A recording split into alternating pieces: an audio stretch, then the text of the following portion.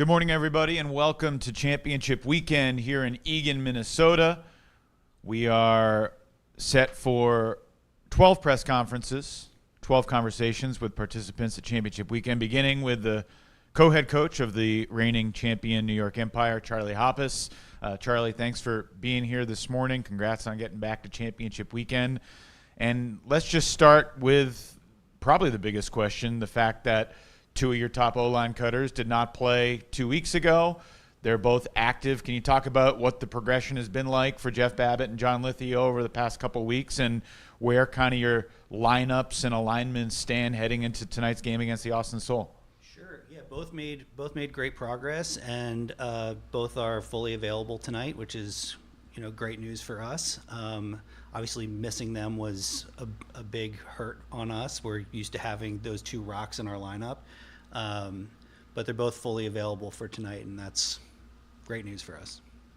Do you expect them to play the same roles that they've played all season long, or how do you fit Ben Jagt into the O-line after the record-breaking receiving game he had 2 weeks ago against DC? Sure. Yeah, we like to juggle people around from different spots. We've had 10 different people play pretty significant minutes on offense this year.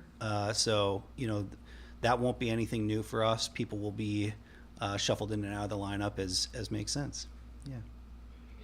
Alex Rubin here from Ultra Road. Good to see you again. So, third straight year we're sitting across the table from each other. Yeah. I'm curious to hear from your perspective, what's different about this year? What's special about the 2023 team?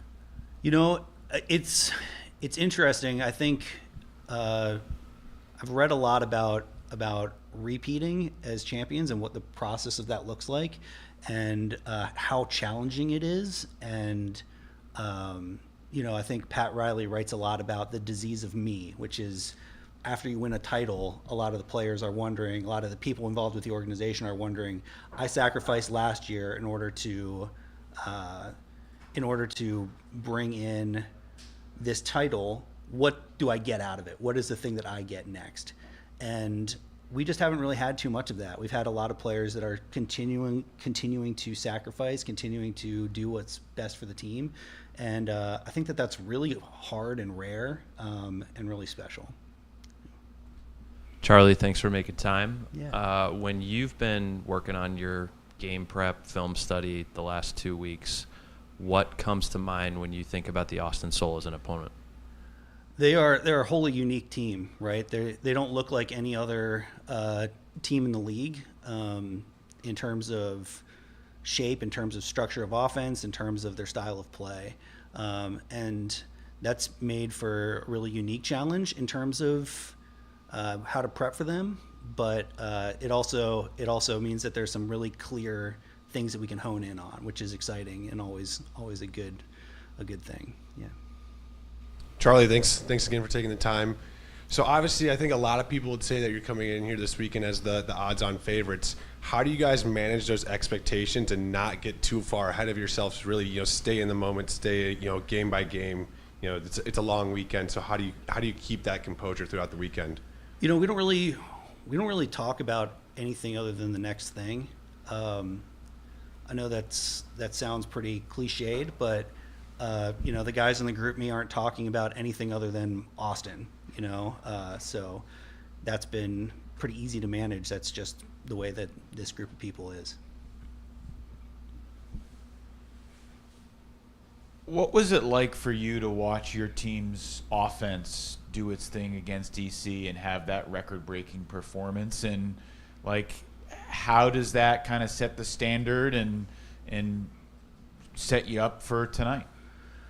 Well, in every other Ultimate game I think that I've been a part of, at some point there's a rough patch of some sort or another. And so while that was happening, I was expecting the rough patch to come at some point, and it just never came.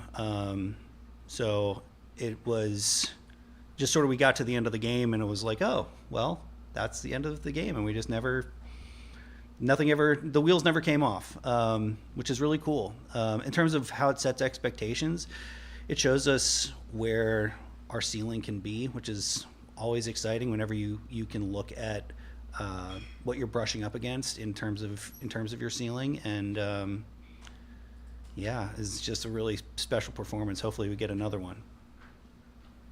Is Jeff Babbitt on any kind of minutes restriction or otherwise being considered to hold him out of this first game?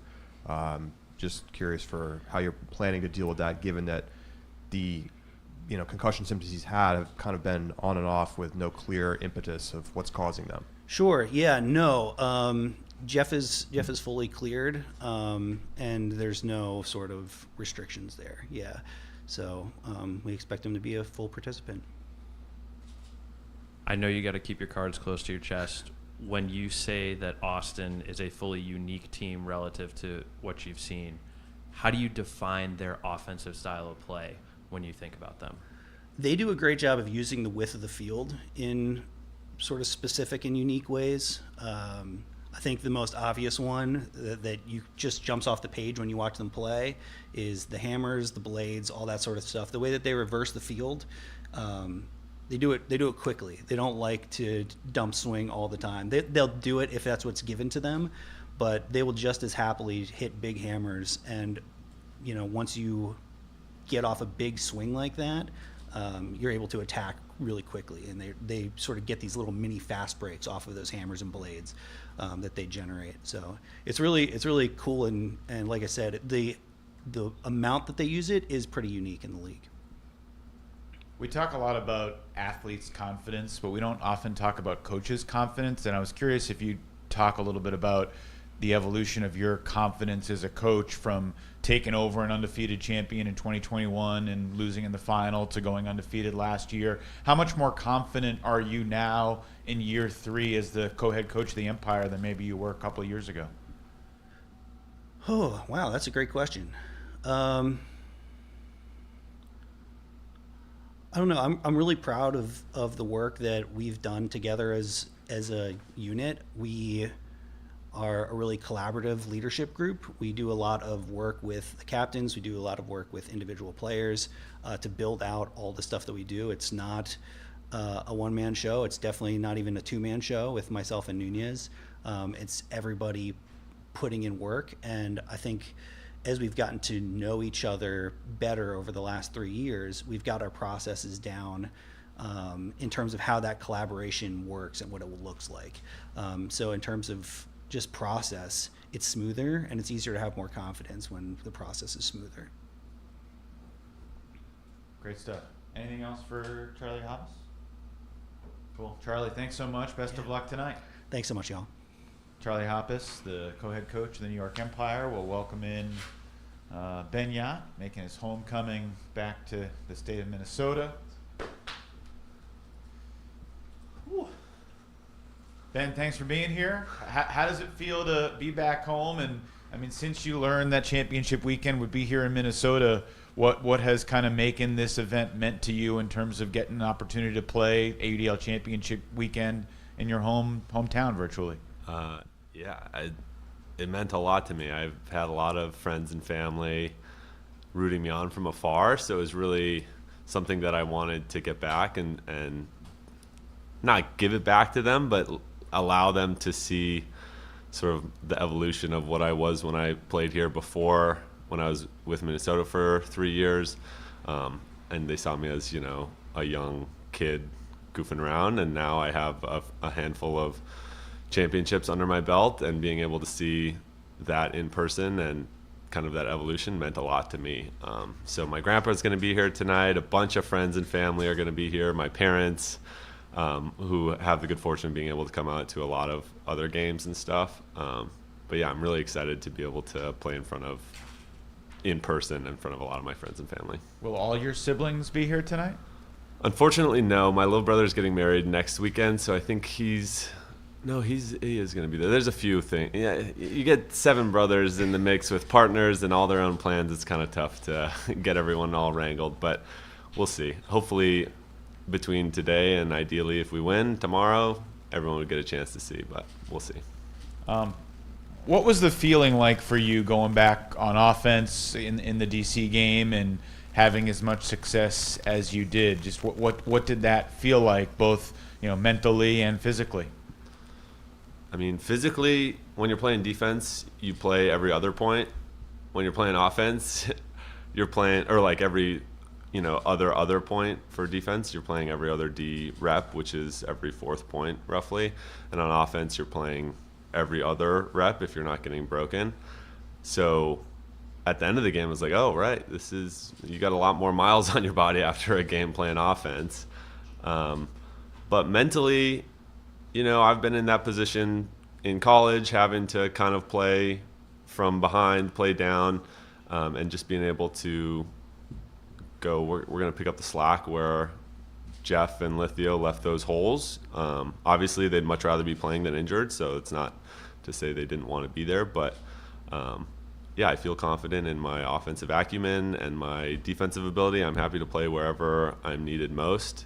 And it just happened to work out that, we have some of the best players in the world on our offense, and catching hucks from from Jack and Ryan really make it easy. Ben, good to see you again. Alex Atkins up, here. Alex? How do you get ready for a game like tonight? What do you do to get your mindset right? How do you like to prepare? It's a good question. I've had the good fortune of being in a lot of these games, and early on, it was kind of anxiety-inducing, and in the best of ways, you still have the butterflies, and you hope to have the butterflies before these big games. But I've also become familiar with them and sort of know how to temper it and relax. So my plan after this interview is to go take a nap in the Normatec legs, watch a couple crappy hotel movies, and just get ready to go. We'll probably head over to the field a little early and get some throws in, make sure we're not rushed in any way, and then go from there. But pretty business as usual sort of situation. Ben, great seeing you, buddy. So yeah, you kind of touched on a little bit, in the past you've played that underdog role. I mean, going back to your college days, I think, University of Minnesota at the time was really trying to build up their program, and you were part of that, and you guys played that underdog role so great. But now you've been on a team that is, and multiple teams at this point that have really been favorites. So for you, has that been a mind shift for you to now have to try to think, I'm part of a favorite team, or do you still keep that mindset of like convincing yourself you're an underdog, and that's kind of what you still, say to yourself, like, no, I'm an underdog. People are going to find, pick holes in what I'm doing, so I need to play that underdog role still. That's a good question. I like to feel like I am the underdog still. I know I have a lot of like personal accolades and have had a lot of team success, which has been a blast. But I will try to find like anything to be able to say that I'm an underdog. For instance, this year I've been playing D-line and haven't been getting a lot of press, which is fine. I like being able to see my name written up, mostly for my parents and my dad, who's a huge fan, and sort of in the zeitgeist of Ultimate in many ways. But I think, I'll take anything and be like, no offense to you guys don't know what you're talking about, and be like, I want to prove you guys wrong. Like, oh, Ben Jagt, it's like I was screaming all game. You guys forgot about me against DC. I don't know. Just anything to give myself an edge. It's not necessarily always true, but I'll do it for myself. Alex knows. I'll hype myself up a little bit. Ben, you guys are the defending champions. You've got a perfect record coming into this. Is there any particular half or sequence or game that you feel here in 2023 encapsulates the best of the Empire, or why the Empire have been so dominant this season? Another good question, Toner. I can't think of one that really stands out to me. I heard a quote earlier today that I think it was Vincent Van Gogh said, the end result is the result of a series of small steps, and I think we haven't, there's not been a seismic shift in moving us to that point. It's been, we build on practice, we build on, team bonding outside of practice, we build on film study. It's just a boring answer, but there's not going to be some big, we did it. We finally cracked the code, and now we're the best team in the AUDL. It's all the little things, all the work outside of practice, all the little workouts that everyone's doing, waking up at 5 a.m. on a Tuesday morning so they can work out before going to work. That sort of thing is what makes us good. Ben, we've alluded to the Empire success and your success a number of times. Is 4 straight championship weekend. You've been in the championship game the past 3 times. I think 5th straight. My apologies. No problem. Can you talk about the lessons that you've learned along the way, and something you think will help you this weekend? Again, I think the familiarity with the high pressure moments. A lot of us have won championships. Many of us on the team have won it. Like, these are really high pressure situations that you never know when you'll get back to. I think about the Falcons when they lost to the Patriots a lot. Like, those guys were good. They had the MVP of that year. They were up on Tom Brady and the Patriots, and you're thinking, oh, they didn't win this one, but they'll be back next year. They got Julio Jones, et cetera, et cetera, et cetera.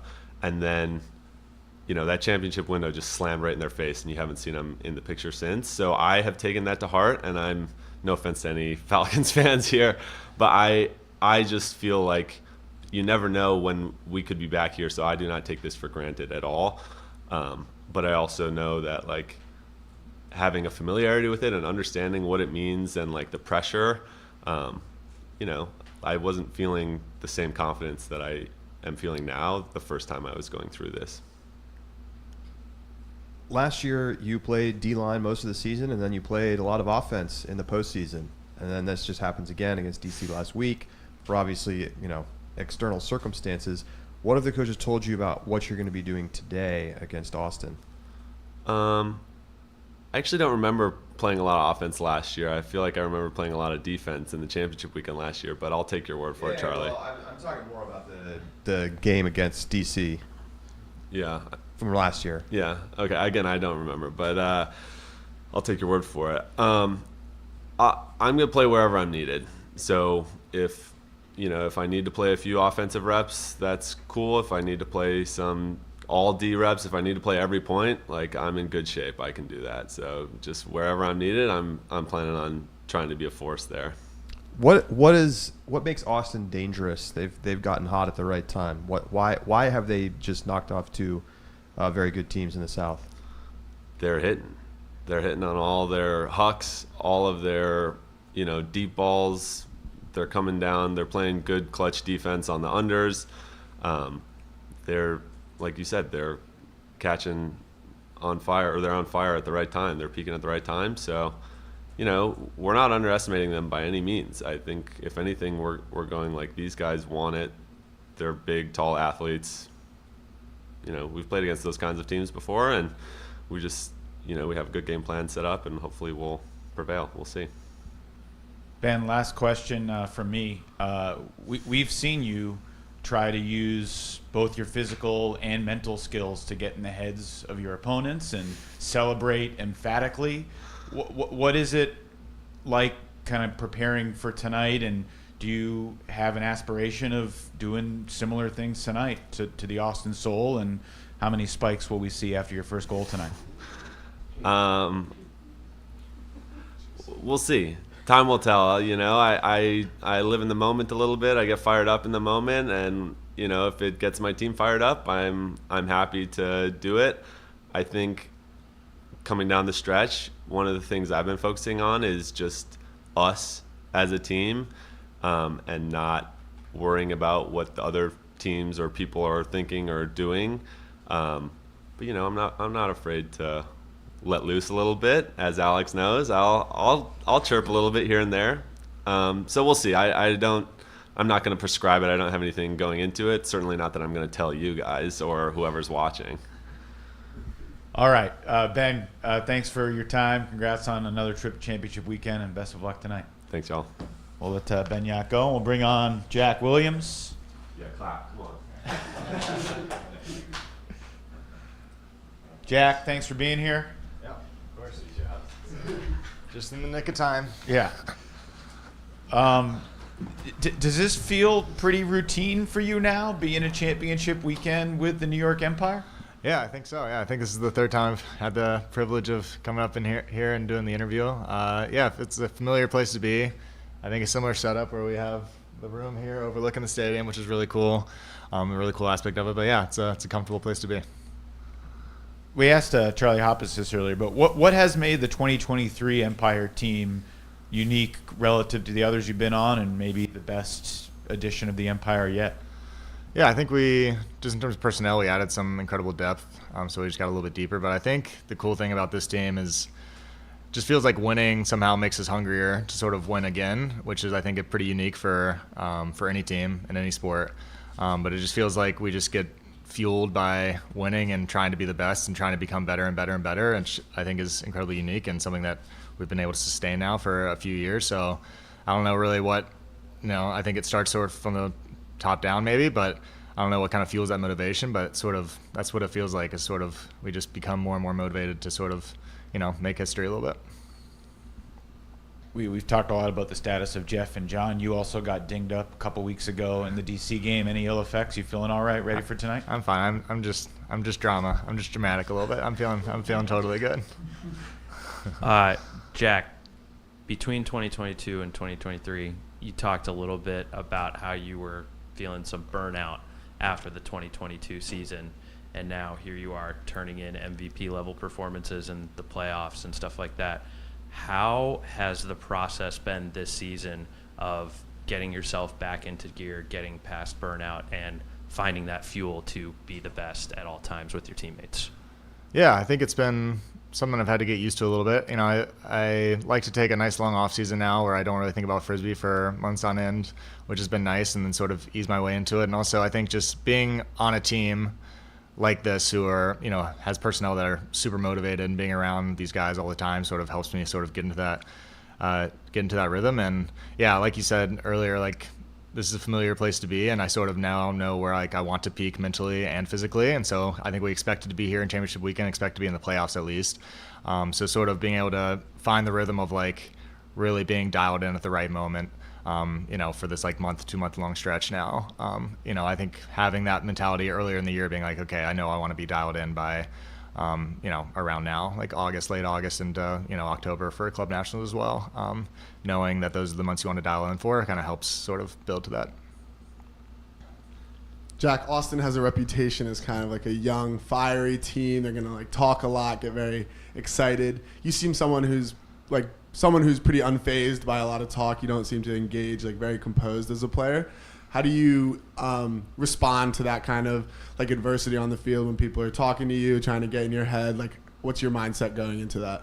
Yeah, I think I'm probably just not very good at trash talk. I would love to be able to like chirp in the moment. So, it's something I've played around with a little bit, trying to like chirp back. But normally I'm just like not in my own head in a bad way, but just sort of like focus on what I need to do. And then I hear people talking, and then like 5 minutes later come up with a good comeback that I can't really say. But I've experimented a little bit. I think in our Colorado game I was trying to talk a little extra trash just for fun. But I think for me personally, it's like it's best for my game if I just sort of stay quiet and focus on me. And then I might say a thing here and there, but I'm usually just too in my own head to really focus on what other people are saying maybe. Jack, so last night a lot of us from the press team were together talking about individual teams, but also individual players and their superpowers. And one thing that came to mind for you is that you're adaptable. And I think it's not only just for what your team needs over the course of the season, but also with an individual game. Is that something that you go into a game kind of thinking about, or is this more of an instinctual thing for you when you're in a game, adapting to what you feel like your team needs in that moment, or is it more something you plan for going into that game? Yeah, I think it's definitely just adapting to what I'm feeling out there. I'm not really thinking about having like a whole game plan of like, okay, I want to like get my teammates involved or anything like that. I think I'm just really feeling my way through it, and I also think like, just sort of like, in a bigger game when I have more adrenaline, I think I'm just more willing to like use my legs and go run and try to make plays. But I'm definitely not thinking through those things. I think I'm just sort of like, I think maybe more my superpower is like when my team needs me, I'm like pretty good at just like getting open and being a release valve and sort of keeping the tempo going. So, I never think I'm like the best in the air or like the best thrower or anything like that, but I do think I'm pretty good at being a release valve for my team when it's needed, when the pressure's up. And that's kind of what I pride myself on, which hopefully people notice that and think the same thing. Hey Jack, Tuba here. So we hear a lot. I mean, both yourself, Yacht, and Coach talked a little bit about just camaraderie on the team, how close knit you guys are. Maybe talk a little bit about a couple players from this season behind the scenes, right? We see what you guys do on the field, but behind the scenes that have been really key for maybe some of that camaraderie or even just the success you guys have been having this season. Yeah, I think Elliot Shartok, is a really social guy. He's a former Stanford frat bro, so he brings the good social aspect to the team in a really, really good way. But I think he keeps the energy positive. He's always kind of talking to everyone on the team on the sideline, just like a very extroverted person, which I think is really valuable. I think some of our leadership, me included, can be a little bit introverted, again, like in my own head, just sort of focus on what I need to do. And so I really am thankful for the guys who are kind of bringing more of a voice and more of a camaraderie to the team. So he's a guy behind the scenes a bit. I think Ryan Osgar has just led the charge in terms of like just working out like a maniac and getting people involved and like motivating people there. Like he's had an incredible season. He's the former MVP. And when you see someone that like is winning like he is and still hungry to get better and hungry to work out and hungry to stay in the gym and be focused, I think that's sort of what I was talking about. It starts from the top down, and he's been a great job of keeping this team motivated as well. Jack, to go back to the adaptability conversation for a moment, we've seen you the past few years in the playoffs really step up more as a thrower, spending time in the backfield, even receiving centering passes, while in the regular season usually start downfield and act more as a cutter. Can you talk about maybe it's a playoff mindset shift, maybe it's specific game plans, whether you expect to be in that role again, and how you think that game plan will function? Yeah, I'm trying to remember in the past. I think maybe in 2021 against Raleigh, like we were down a handler or two, so I just sort of had to plug in there and be in the backfield a bit more. There's definitely nothing that I'm thinking about specifically of like I need to do this in this moment, like I said. But yeah, I think, in previous years we've been down a person here or there where I've had to sort of plug in, and I do think I'm decent at that, being like a decent Swiss Army knife of being able to, like, if we're down a handler, I can plug in there, or down a cutter, I can sort of go downfield there. But yeah, it's nothing premeditated at all. I'm not smart enough to do that. One of the interesting things about championship weekend is that you play out of division games. Stylistically, did you notice differences between the East Division teams that you obviously play most of the time and going out and playing Colorado and Salt Lake, and then, thinking about how that relates to the Soul and a very high-paced team that throws a lot of hucks and has high-scoring games generally? I don't know if that is anything that you're thinking about coming into this game. Yeah, I think I definitely noticed, maybe it's the thin air out there, but those teams really like to let it rip, some deep shots and, fast-paced. I assume a similar style to what we're going to see in Austin as well. It's a really fun style to watch and play against. Thinking to our division, DC is famous for the small ball, small little break throws, that sort of movement. So, yeah, I think it was nice to be able to play Colorado and Salt Lake and see that sort of style where they, spread the field really well, use the whole width of the field really well. Austin seems like a team that does that as well and sort of takes some deep shots. But yeah, I think those teams prepared us a decent amount for what we'll see in Austin, hopefully. So the Empire offense has been dominant for the last 4 seasons in a lot of ways, across in a bunch of different modes, and you played in a lot of different roles. If you had to choose 1 year of the Empire offense to go from 2019 to now, which one would you choose and why? I think this year we've had years now working with the same personnel and gaining that chemistry. We've had 1 or 2 players come and go, but this year it's like very much the same and very familiar to last year. And I think we've just, especially in the past month, I'd say, it really feels like we finally really, really hit a stride and we're feeling really, really confident. I would say this is the most confident I've gone into a championship weekend in our O-line and being able to possess the disc and having chemistry and I can think of every player on our O-line of like the throws that they like to throw, like the cuts that they like me to cut, like how they want me to cut for those throws. So I think just we've had a lot of time together now with this iteration of this team. So I would say maybe this year. Awesome. Jack, thank you for your time. Best of luck tonight. Yeah, thanks, guys. That's Jack Williams from the New York Empire. We're going to shift to 3 teams that have never been to championship weekend before, starting with New York's opponent tonight. We'll welcome in Steven Naji, the head coach of the Austin Soul. Steven, congrats on making it to championship weekend. What has kind of this whole postseason been like for you, and really the whole season? It's been a a strange year for Austin, both in terms of your schedule. I know you've had a tough year personally, losing your mom at the start of the season. Just like, what are the emotions as you get ready to compete against, as you called them, the best team in the world tonight? This season has been a wild ride, both for me personally, emotionally, with the loss of my mother and one of my best friends a couple years ago. But for our team evolving, with the addition of Houston this year, we had 8 games against Texas teams, and I'm not going to say they were easy, but it was challenging mentally for us to get fired up every game and to come into a game plan where you have to play a team over and over and over and over, knowing these guys, the pinnacle of their season is if they pull off a win against us. We got to tweak some things as the season progressed, and unfortunately, we knew we were going to be the 2 or 3 seed by week 7. And so heading into championship weekend, we focused on how do we make ourselves the best towards the postseason. Our success this season wasn't going to be defined with what happened at the beginning, but with what happened at the end. And we're peaking at the right time. Our defense is doing what we do, and our offense is playing the best it has all season. As you've studied New York the past couple weeks, is there a particular area where you feel like the Austin Soul have the edge going into tonight's game? Certainly. Well, first off, New York is the tallest, biggest team I have ever gone against in the sport. But I think physically and athletically, we can match up just fine with them. We are fast, we're athletic. They're very physical, we're very physical. I think if we play smart and we play to our specific game plan, we're going to be just fine tonight. Hey, Coach, Tuba here. Good to see you Hey, Tuba. again a little bit. But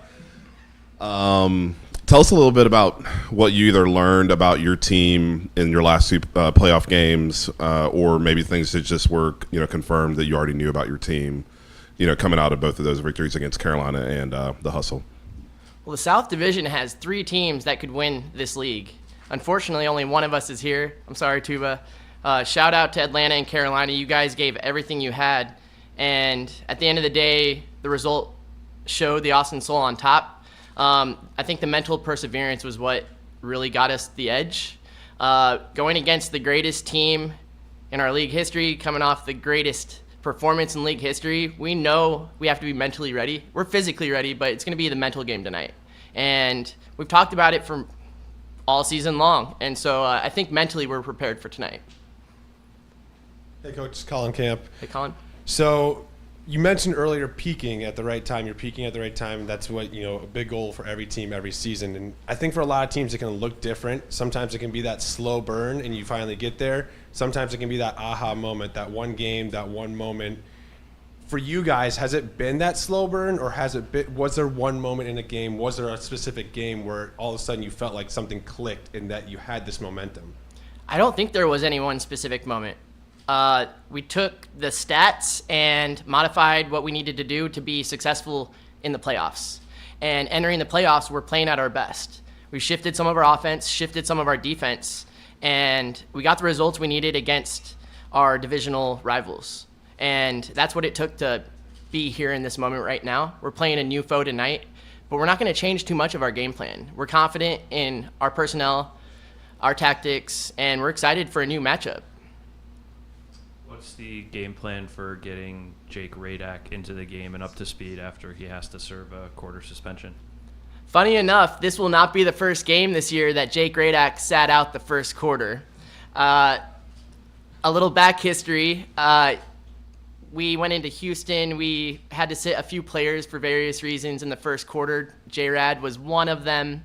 We ended up winning that quarter 5-0. This isn't going to be anything new for us, and we're going to ride off that momentum from that history.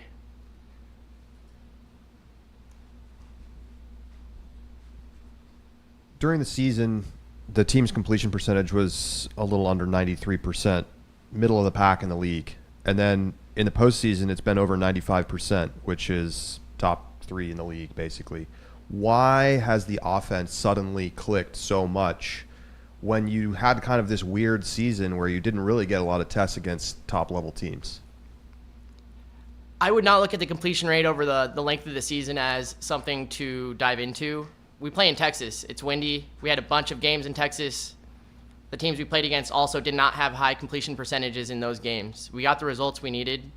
We've also made improvements to our personnel and our tactics in the latter half of the season. I think the completion percentages are not something I look at. I look at getting Ds or generating blocks or converting long points. How does your offense change without Jake on the field in the first quarter? Who has to step up and do more handling? We're a pretty deep team. We have a lot of guys that can play handling and cutting. I don't think we need to change too much. We've practiced all season long with a handful of guys in various roles. Whether it was injuries, people had life things preventing them from being at practice. We're prepared for any player or 2 or 3 players to be out and being able to fill them comfortably. I'm not going to say who's filling his role tonight right now, but I'm excited for that person to step up. I talked to Kyle Henke after the Atlanta game, and he basically said that your offense always starts slowly, and he can't really explain why. Have you talked about that amongst your team and the importance of getting off to a good start and not falling behind against New York tonight? We do talk about starting off strong, but it's 4 quarters, and we're a great second half team. As long as it's close tonight, we're fine. And I don't expect to be in any deep holes tonight. I think we're going to come out hot. All the guys are fired up. It's our first time here. The energy could not be higher. The confidence could not be higher. The concentration over the last few days, last few weeks leading into facing New York couldn't be higher. So regardless of what our past history of starting off game slow is, that's all in the past. We're ready for tonight.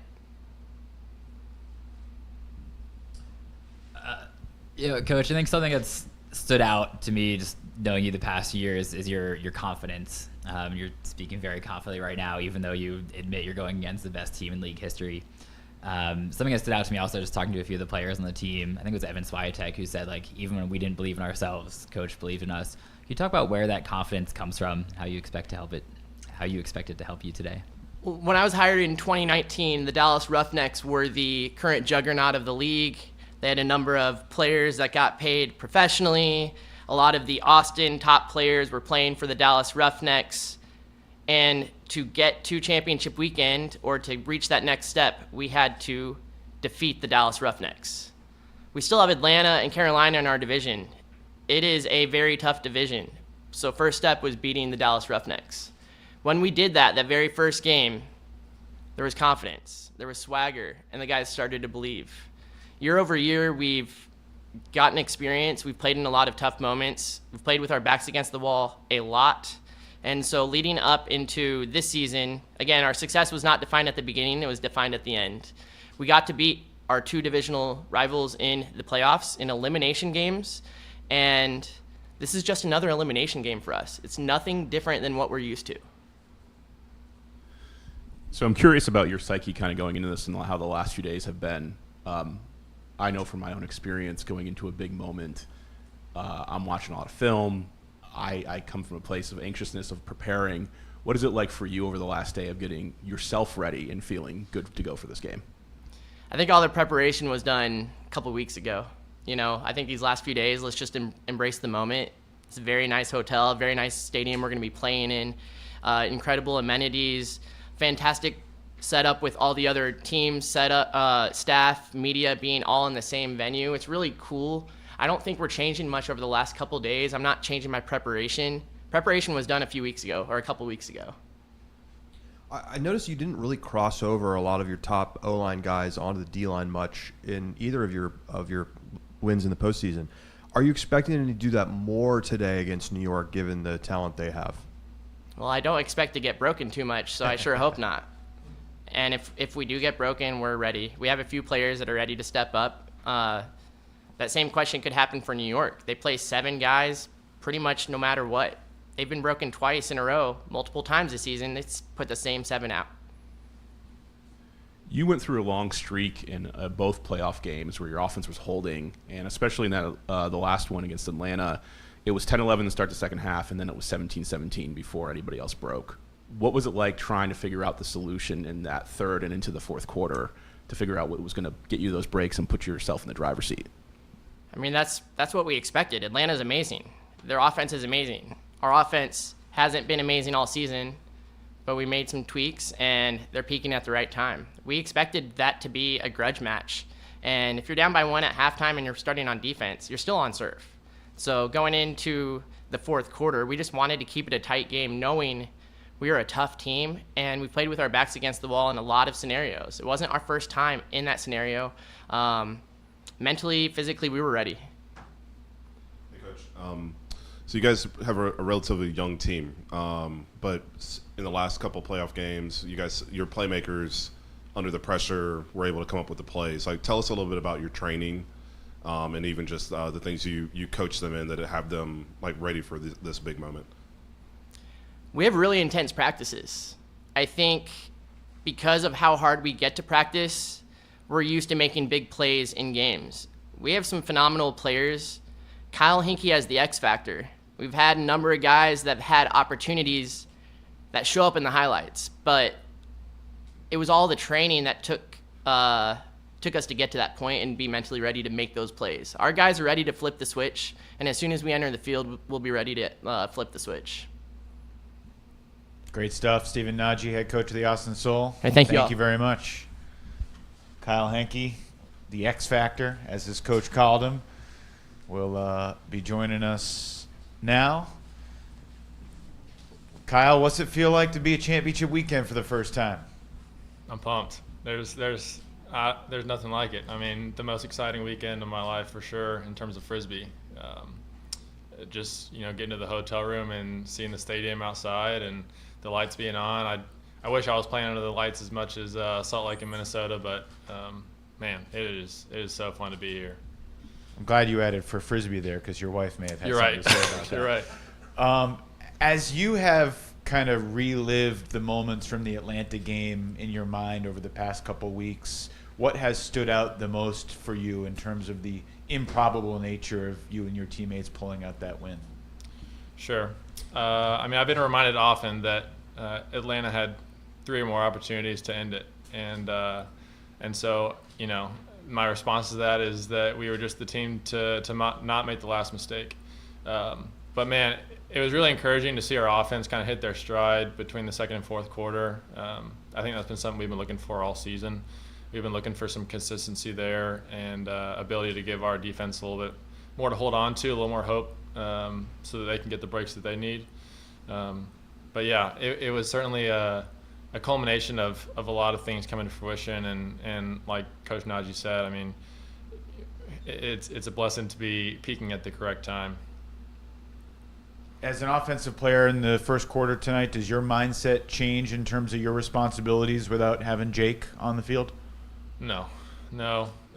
Again, we have guys that are going to step up and make it happen. It's just a quarter. It may even make things better because we struggled in the first quarter. So who knows? Against Houston, we were able to go up 5-0. Maybe that's just the secret sauce that we need. So we're going to ride that as best we can, turn that negative into a positive, and we're just it's the cards we're dealt. So we're gonna make it happen. Hey, Kyle. Sticking with the offense here, we just talked to Coach Naji about how your offense has improved over the course of the season. I'm curious to ask, sort of, in general, bringing on Duncan this year and bringing on Zach Slayton later in the season, sort of how you think the offense has progressed over the year and why you think it's peaking at this moment. Yeah, I'm not sure I have a great answer as to why we're peaking now. I'm reminded that our offense is majority of guys that are imports. Evan Swiatek and Duncan Fitzgerald and Jake Radak are guys that are not normally a part of the Austin scene. Mark Evans as well. And so that's kind of fun, and so maybe it just took that much time to make something happen. There's some time that needs to happen to earn trust with one another, and so yeah, again with our season schedule, it's hard to get up for some of those Houston and Dallas games, but to get to play against the best of our division, the best of the best as well. I mean, Carolina and Atlanta are incredible teams, and they really put us in our place in the regular season. It's been really, really fun to kind of get the results we wanted at the time that we wanted. Hey, Kyle. Tell us a little bit about the impact of the Coach Naji leadership on your game and just helping you be the player you've really even grown into more even just this season. Sure.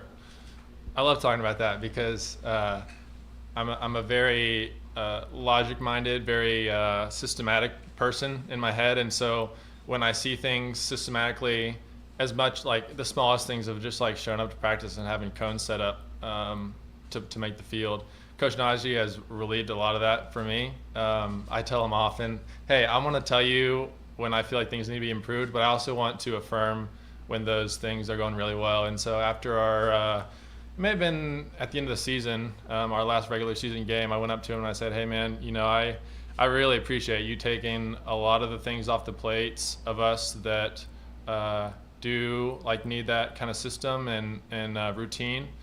And so he's done an incredible job of thinking of every single angle for us to be successful, and I've been really appreciative of that. So it's allowed me to focus on my game, not have to think too much about what everyone else is doing, and are people going to show up on time, and if they aren't, are they being reprimanded in a way that allows us to move forward and to love each other better as a team. And so that's been an encouraging thing for us as the Soul, and I think that's helped us play really well and only have to consider the things that are really within our own control. Yeah, so I'd like to touch on that just a little bit more. Coach, when he was in here talking about the team and the progression over the last few years, he's talked about how it's been a really kind of a build for you guys to gain that confidence, right? When he took over as the coach, Dallas was the head of the division. So what does that look like for you growing? Obviously you kind of started off on this team as a role player. You're now a leader of the team. What's that looked like for you individually, that growth over the last few years to get to this point of the confidence? And how have you seen that within the team as well, that confidence build over the last couple of years? Sure.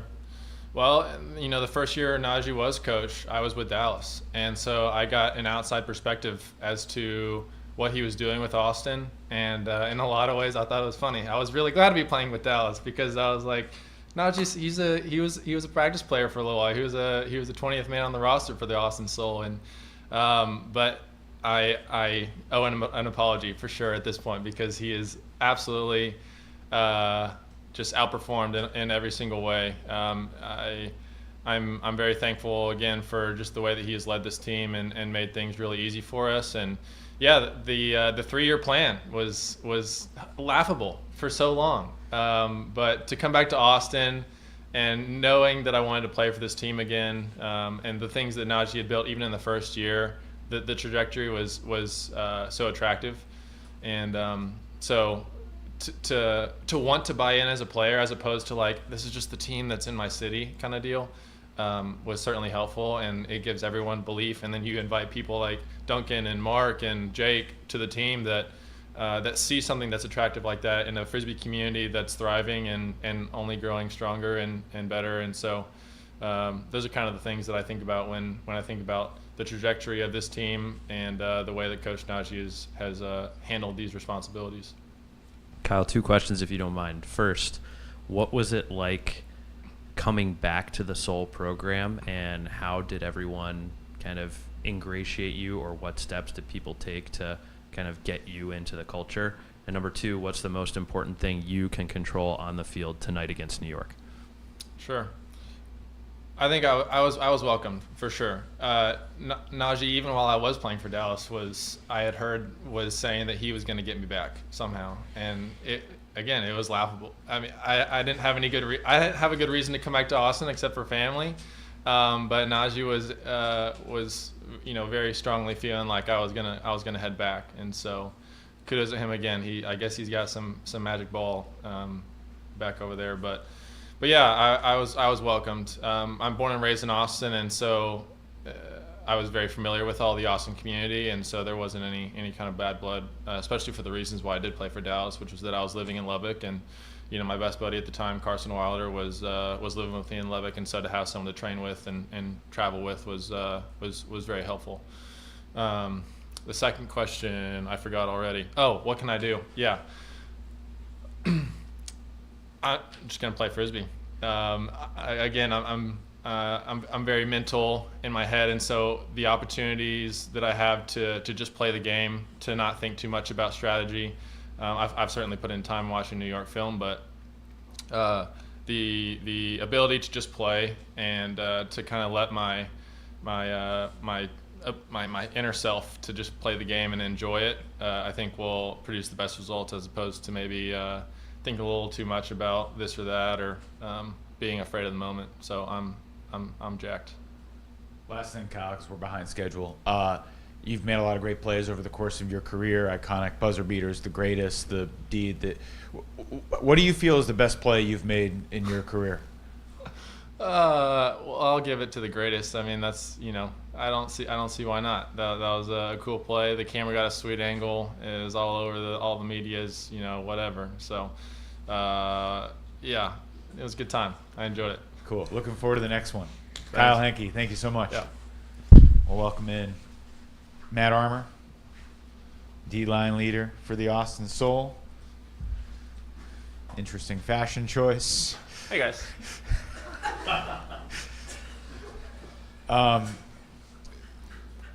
Let's start with a T-shirt.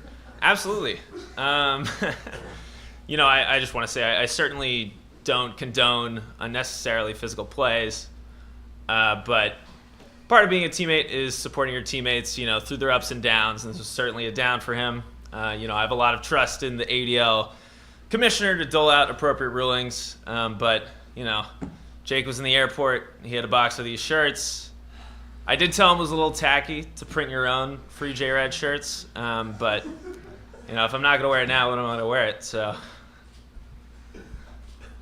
as a guy who presumably will be playing a lot of deep points tonight, what are the things that you can do to disrupt the New York Empire offense that's coming off their best game in the history of the league? Yeah, I mean, they're lethal. They can throw deep. They have really efficient handler movement. Everyone on that line can throw. It's you got to pick something to stop. And I think the game plan that we have is going to attempt to do that, and we're going to take our chances where we feel like our athletes have the best opportunities to make plays. Matt, what's your confidence level going into this game? What are you looking forward to? Do you like your odds? I just want to hear a little insight into your mindset. Sure. I mean, we're not here to get a moral victory. We're not here to lose by 2 and have, you guys write up, oh, the Soul put up a good fight. We're going to come out swinging. We don't care if we lose by 10, if it means that we're going to improve our chances to win by 1. So that's our mindset. Matt, I feel like so many other guys who are on the 2023 iteration of the Soul have either publicly or in other conversations talked about when they had their moment that the belief fully took hold within them. Like Naji's had the belief all along. He's spoken about that. But everyone else has kind of taken some time to really acknowledge, hey, okay, yes, I am fully bought into this 3-year plan. Maybe you disagree with that premise, but can you talk about when the belief fully took hold for you? Yeah, I think part of it is the same core of guys, right? We play club, we play Soul together, and I think just seeing that happen, a year-round process, 2022, 2023, regardless of the specific results, we can all feel that this is coming together. We can all feel that, hey, our young guys are getting really good, and our older guys are playing at a really high level. And just the process over the last 3 years, every step has been tangible. So I wouldn't say that there was a specific moment where I was like, wow, we can do this, but I can definitely say that we've seen this coming. We've seen this build up over the last couple of years. Matt, I believe you're the only person on the Austin Soul that's played at championship weekend before. Have you given any advice or talked about what this experience is like compared to the rest of the games that you play? Yeah, I mean, I think the most important thing is you can't take it for granted. We've done a lot to get to where we are, but there are no guarantees that we're back here in this position, right? The South Division is really tough. Carolina's good. Atlanta's good. We can't squander this opportunity. So that would be the advice that I give to my teammates, is that you got to lay it all out on the field because you don't know when you're going to get another chance. New York's coming off of one of the greatest offensive performances in league history. What do you do against their O to try to get them out of rhythm? I think it starts with handler pressure. You have to make those handlers work to break the mark, step out fully on their hucks, because we have the athletes, Oliver Fay, Joey, like we have guys that can make plays deep. So we just need those hucks, we need those break throws to be 5% worse. We just need tiny bits of pressure to give us those chances. And 4 turnovers in a game, an incredibly impressive feat, but I've been saying this, they're due, they're due for some throwaways. So hopefully we're the beneficiary of some of those. Yeah, so owning into that just a little bit more. So obviously going back to J-Rad a little bit, he'll be out for the first quarter. I think Kyle has documented it pretty clearly that the offense has struggled early in the game. With this New York offense, do you feel a little more pressure for the D-line to get off to a hot start and get you guys some of that momentum to really build into this game for you?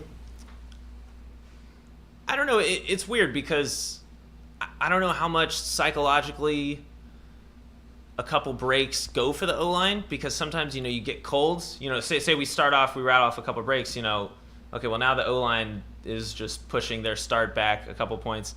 So I think it's going to come down to just people finding their zone, finding that moment where they're not thinking, they're just flowing.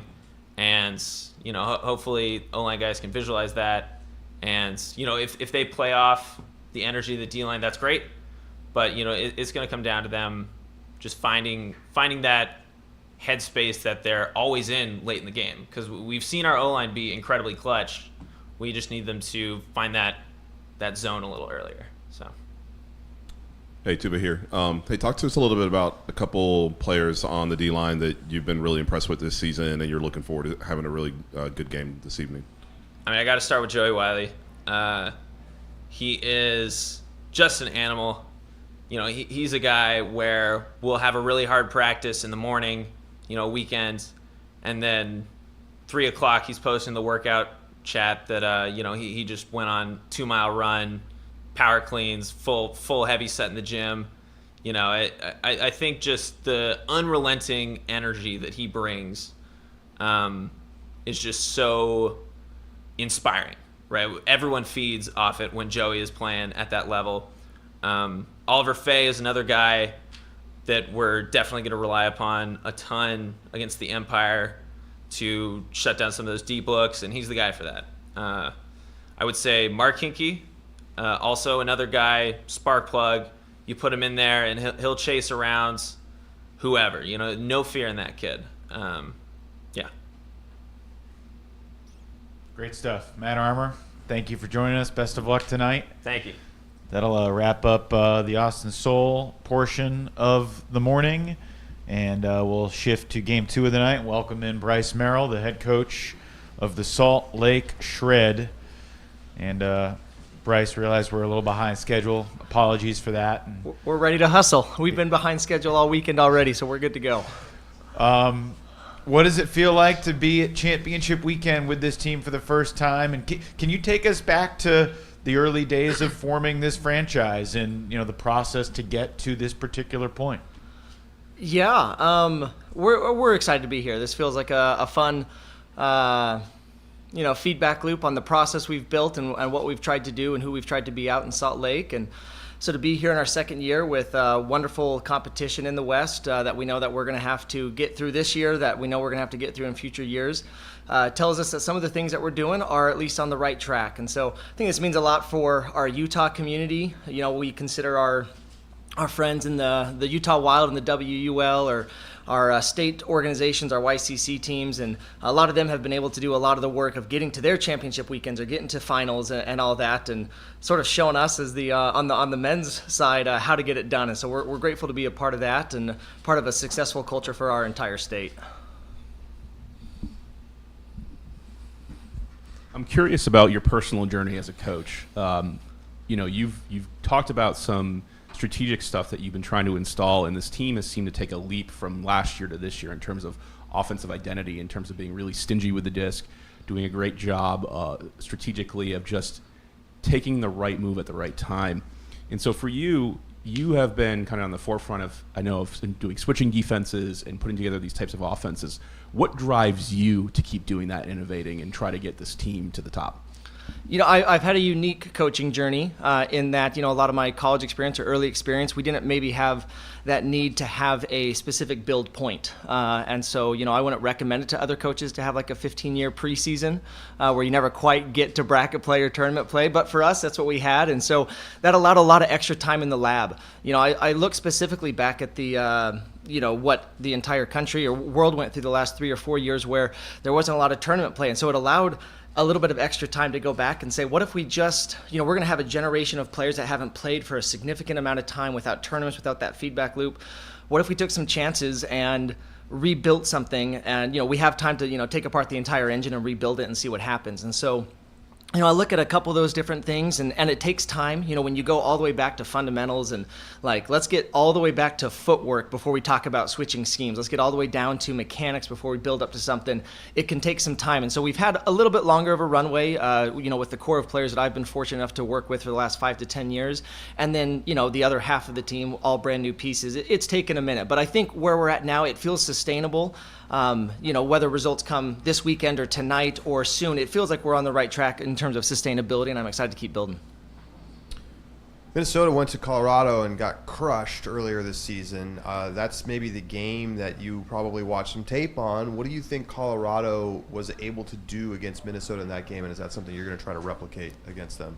Yeah, maybe a little bit. We watched that, but honestly, watching that game felt like when we were preparing for LA for our divisional championship, and they came to us and lost by a dozen as well.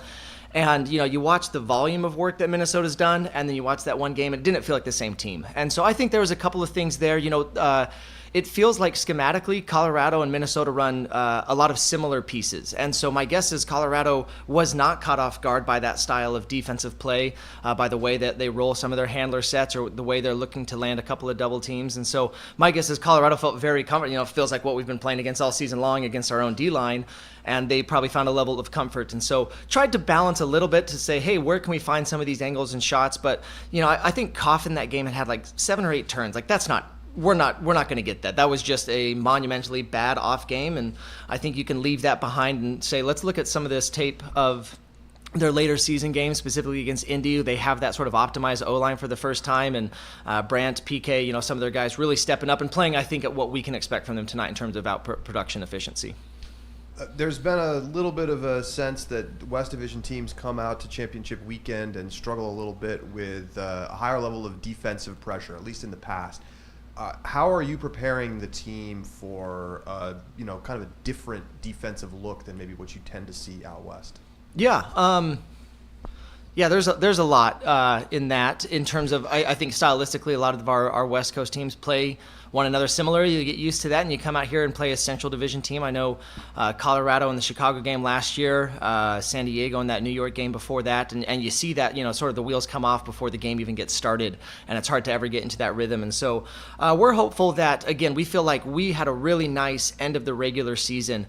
LA playing at their best, 2 great games with Colorado, New York coming to Salt Lake, and so we feel like we have been in defensive pressure environments for the last couple of months of the season. And so, maybe some of those early games where maybe it was a score fest and a lot of games and goals were coming easily, hopefully that's a distant past, and we're able, a lot of respect for the Minnesota defense, what they run, the physical pressure, their physical abilities. So I think we'll need to make sure that we are focused on point 1 of the first quarter so it doesn't get out of control before it gets started.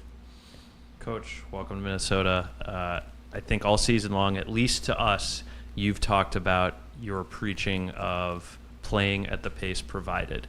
This is arguably the biggest game that a lot of guys on your roster have ever played in. How do you get them to stay mindful of that guidance and that presence in a more pressure-packed situation than perhaps they've experienced before? Yeah, with all due respect to the Orem City League Finals, this might be the biggest game that a lot of our guys have played in. So we're excited to see that. I think it's a common theme for all 3 first-time teams here. We're young, both in actual age and in experience. We don't have a lot of club experience aside from a couple of players. We don't have a lot of those deep runs, and so I think part of it is to not try to put expectations on how they handle. It's okay to be here and be enamored with the details of a championship weekend away from the field. It's okay to do some of that. And so we're hopeful, one of our other mantras that we've had on the team this year is that we want to win the first point and we want to win the game. And so that way, all of our warm-ups, all of everything that we do is geared towards, the 12-minute mark of the first quarter, so that we feel like, hey, if we can just get to that one, after that it's catches and throws, it slows down, the game comes to us. And so I think that'll be our effort and our message tonight as we're warming up, is we just want to go up 1-0 and go from there. And then the rest of the game follows, and we'll have chances to accelerate the rest of the evening.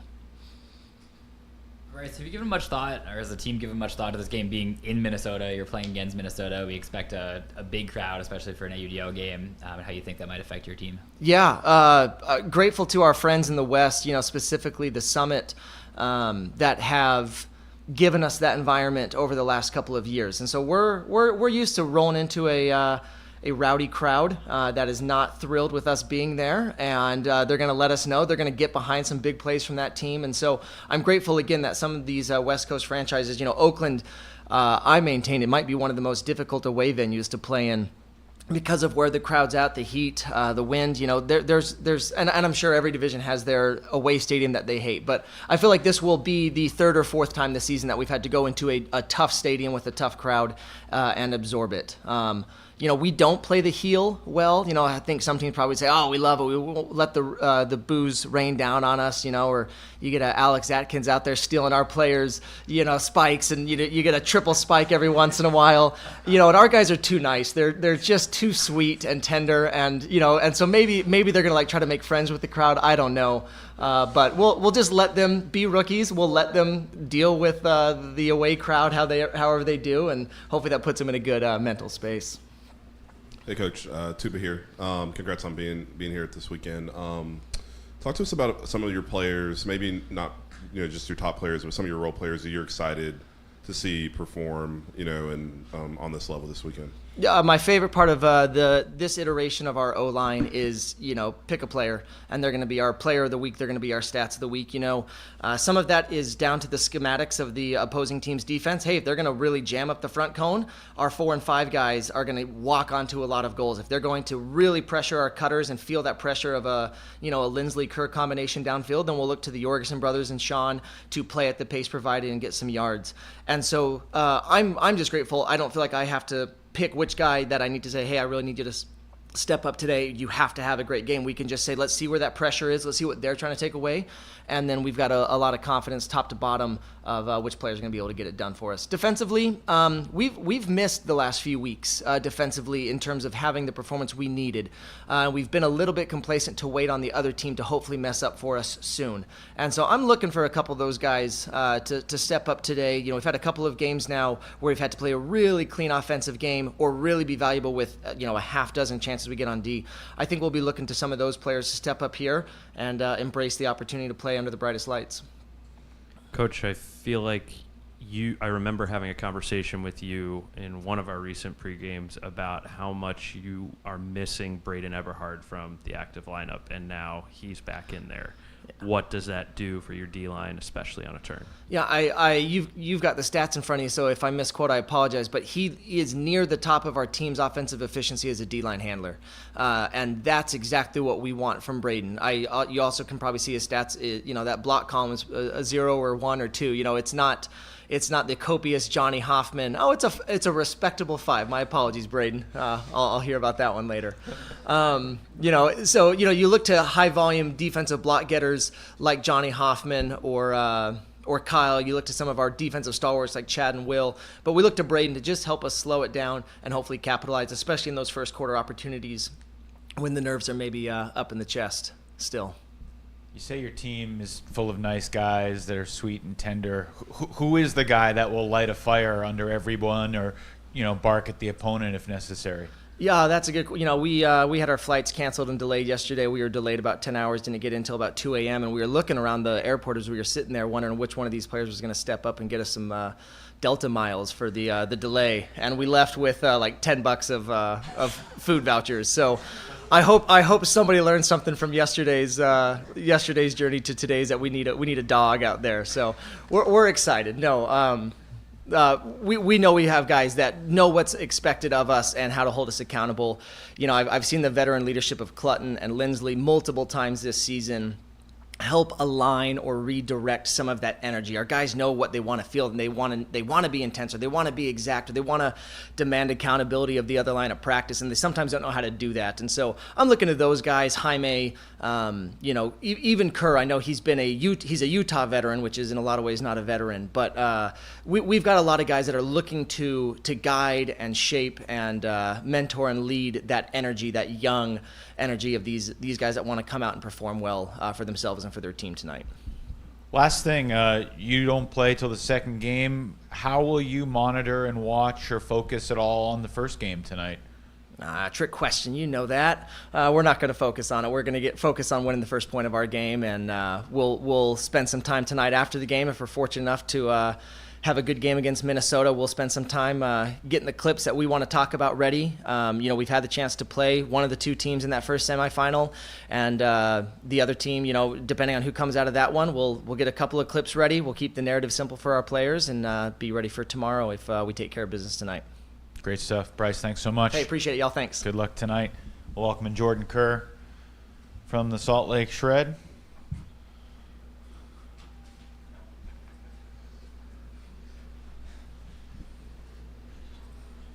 Jordan, are you one of the folks that was delayed, and how are you feeling today? Yeah, was delayed a few hours, but luckily there was a Lego store like right next to our terminal, so we had a few hours and had some team bonding, if you will. Ultimate players, man. Now that you're here and you're getting ready to play a game against a team you've never played before, what are the thoughts that are percolating in your mind about bringing your best tonight? Yeah, a lot of thoughts going through. Obviously, we've watched the film, we've done the reps in practice. I think the main thing is we're going to just kind of stick to our game plan. It's worked so far this season. Obviously, we've made adjustments kind of as the games have progressed, but I think we're where we want to be, and hopefully it just comes down to execution. Jordan, Coach alluded to this a little bit before, but growing up playing in the BYU system where you weren't playing in the bracket part of tournaments, you haven't had to deal with too many high pressure games in your career. As you've gone through the playoffs this year, can you talk about how you and the other teammates who are maybe newer to those feelings really embrace those moments? Yeah, obviously the players that were on the Shred last year, we had a few playoff games against San Diego and Colorado, which I think really helped us mentally to be ready for the playoffs. Like you said, we haven't had a ton of big games in college and club. Obviously, we've tried to get the best reps that we can. But yeah, it's been good to have the games that we've had. Fortunate to get those reps, and hopefully we continue to build the momentum. I liked how we've played in our playoff games against San Diego, Colorado, LA over the past 2 years, and I don't think this will be any different. Jordan Collenkamp here. So, quick question for you regarding your O-line. So this year it's kind of been discussed, the evolution of your O-line. There's more consistency across the board. I think there's been less put on your shoulders. Talk to us about the evolution of that O-line, what it's looked like to you, and kind of how that's changed your game. Yeah.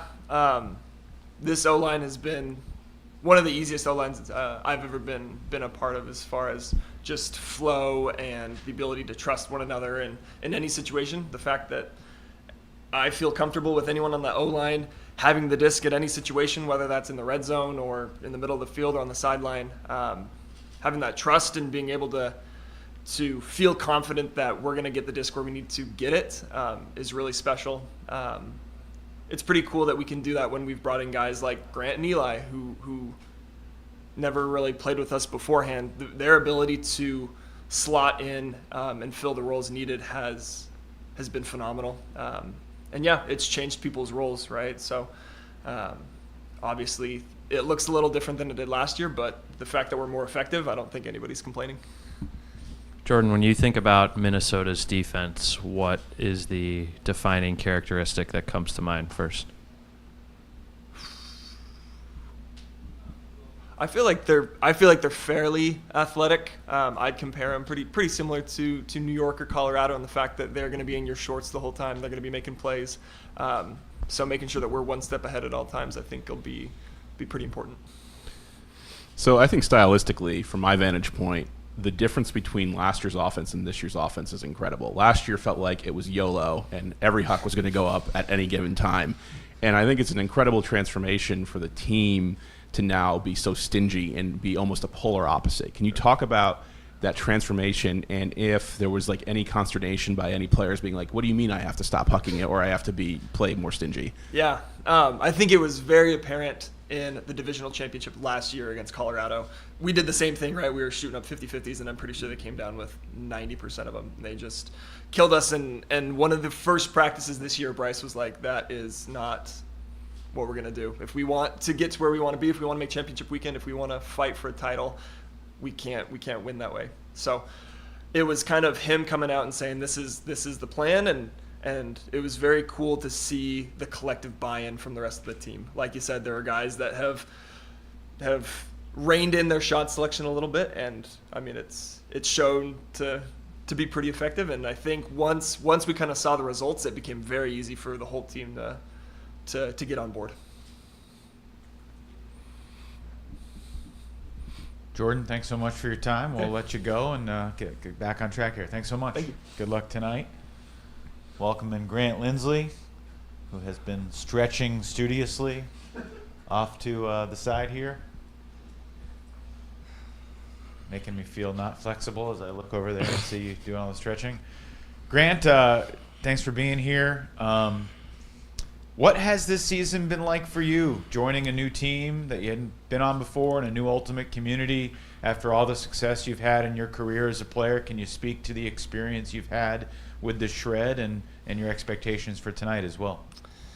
It's been really fun to be 34 and having played competitively for almost 20 years. I'm at a stage in my career where if I'm not switching roles or switching teams and trying to keep things interesting for myself, then the game risks becoming stale.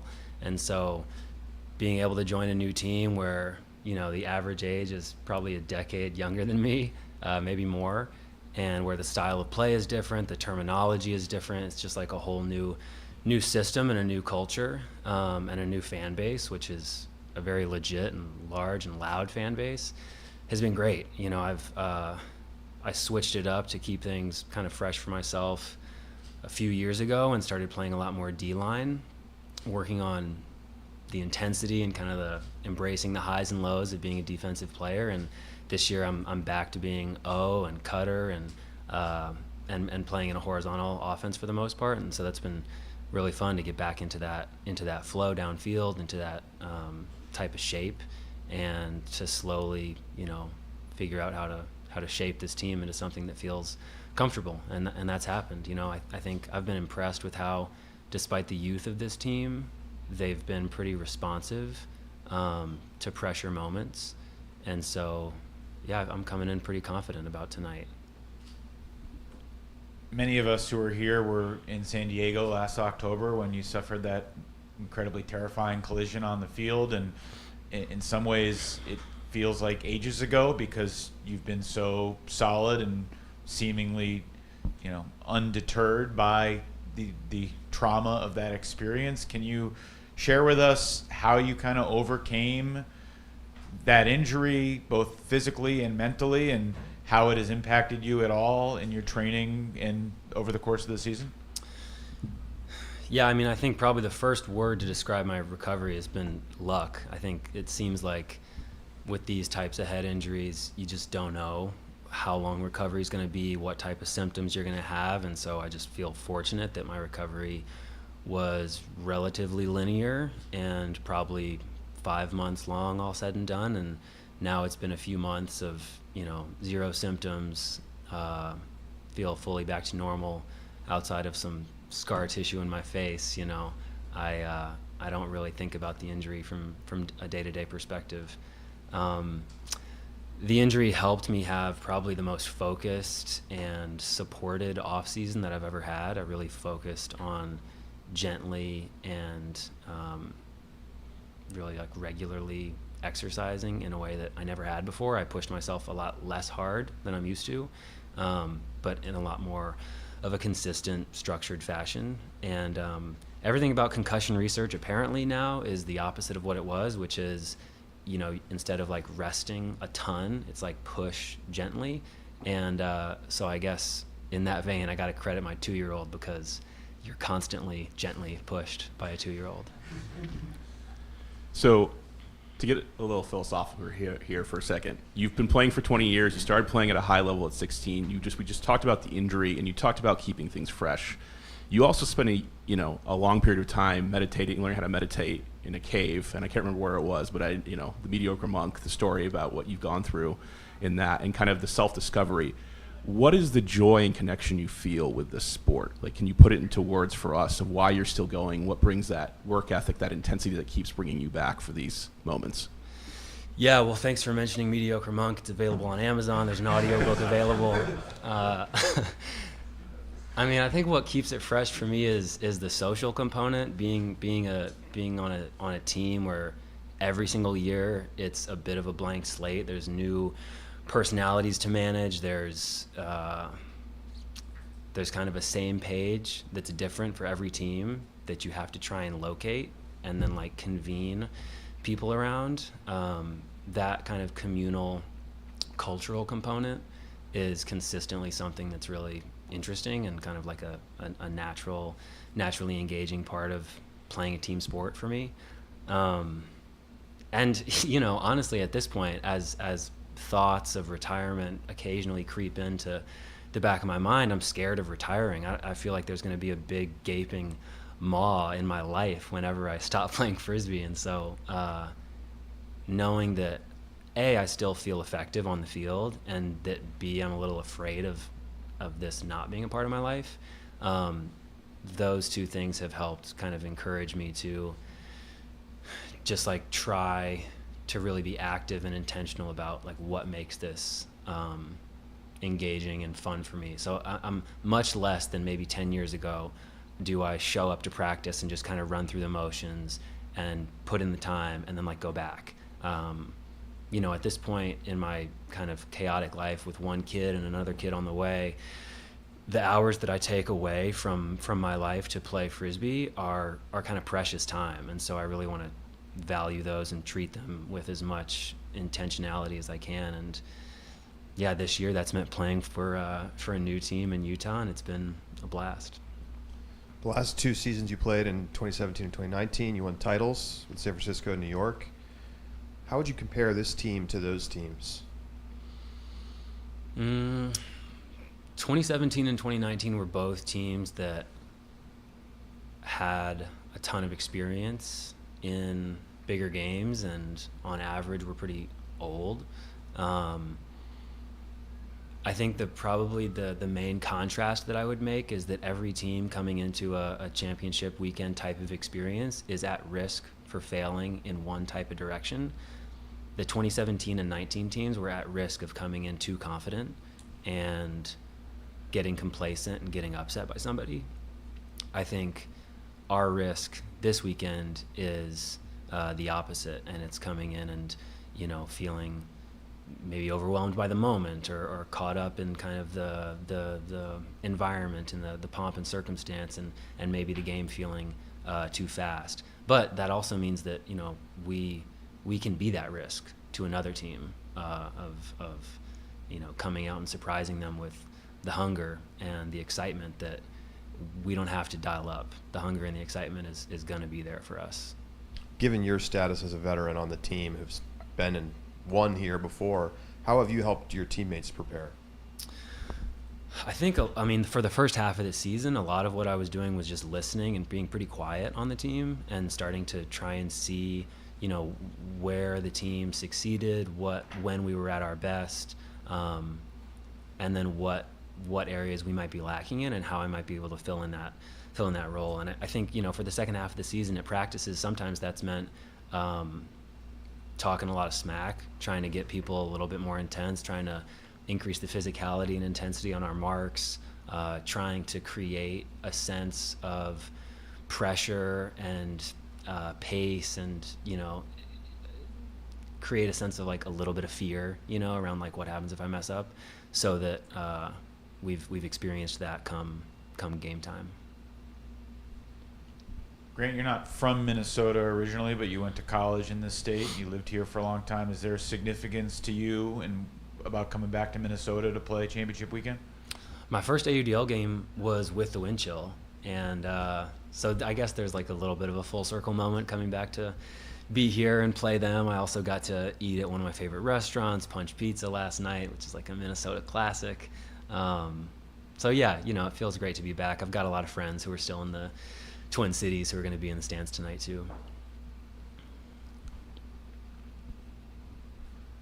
Great stuff. Grant Lindsley, thanks for being here. Best of luck tonight, and we'll let you go. Thank you.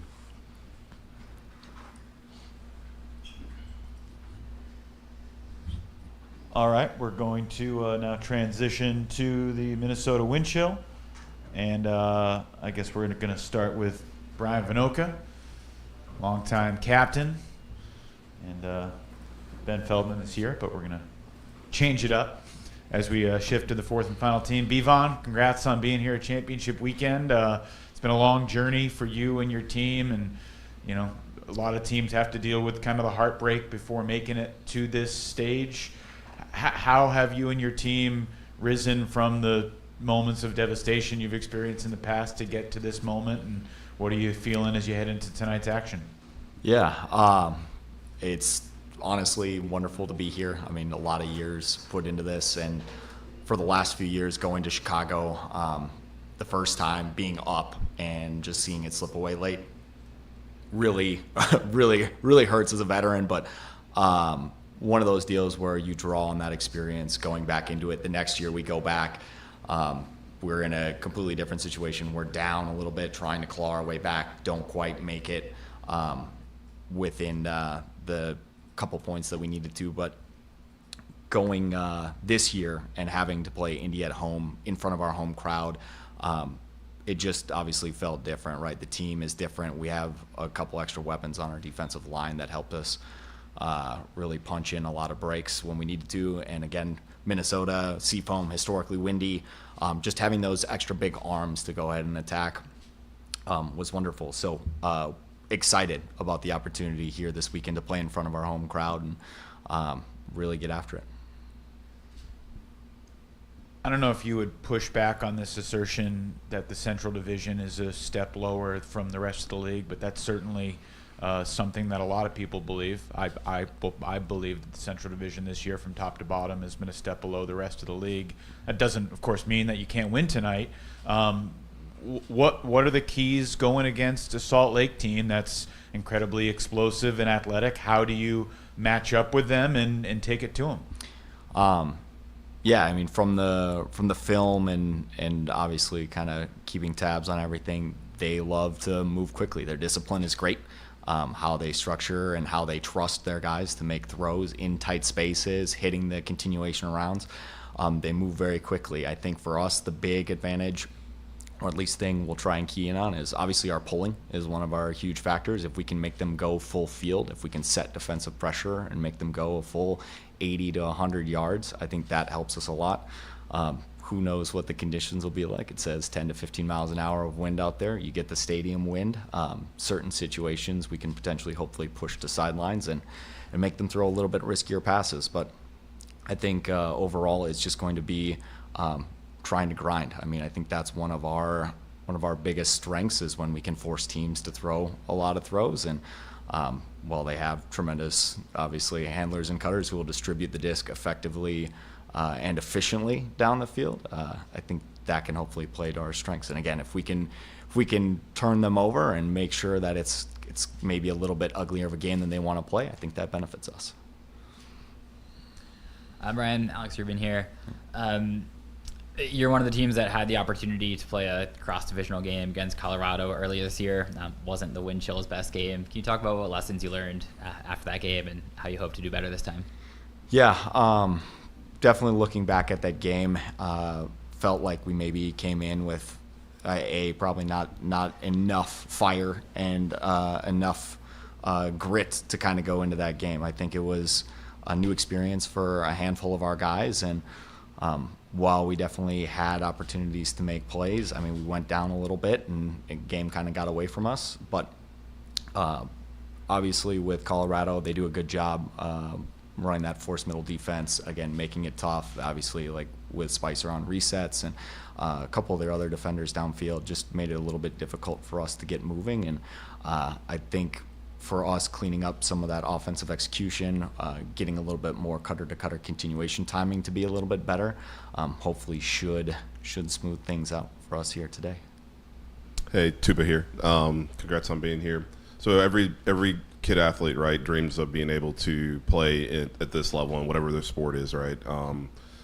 Talk a little bit about what it means to you to play, to host it here in Minnesota, to play, to have your fans being able to have it very accessible, what your fans have meant to you, but just, what it means to have this moment. Yeah. This will be my 16th year playing Ultimate. It'll be, I think, my 7th year on Windchill. So it's amazing to see, obviously, how the sport has grown, the amount of fans that we have behind it, particularly for myself. This year specifically, it seemed like more and more people who have not had any sort of connection to Ultimate have been coming out to our games, which has been fantastic. A credit to, again, Ben and the rest of the Windchill staff on really getting the word out there. But for me personally, it's just a celebration of all kind of the hard work, right? It's the same thing pretty much everyone who's been up here has probably talked about. All the workouts you're doing throughout the off season, the chaotic lifting schedules, the taking maybe like a week or two off in the off season and then getting right back to it because there's some sort of piece of my game that I'm trying to improve, again, every single off season and every single year. And that's the same for everyone else who's sitting up on the stage. So just the sacrifice we put in throughout our entire lives and some of the stuff that does get put on the back burner, it's really awesome to be able to make it to the stage, to be able to share that with friends and family, see them there in the crowd today. I'm not one normally for waving and acknowledging friends and family because I have to be like supremely locked in and focused when I'm out there. But this is a time where I could probably take a step back for a couple seconds, give a little wave, and just kind of soak it all in. Bryan, I think your offense this season, which you've been such a big part of, it's no secret that it's taken a lot of different forms in terms of who's been active in the lineup, who's been the most dominant, touch-heavy distributor to pick your game. But once you made it to the divisional championship, it seemed like that O-line found a new level, and the stats bear out that you executed at a higher level than previous points in the season.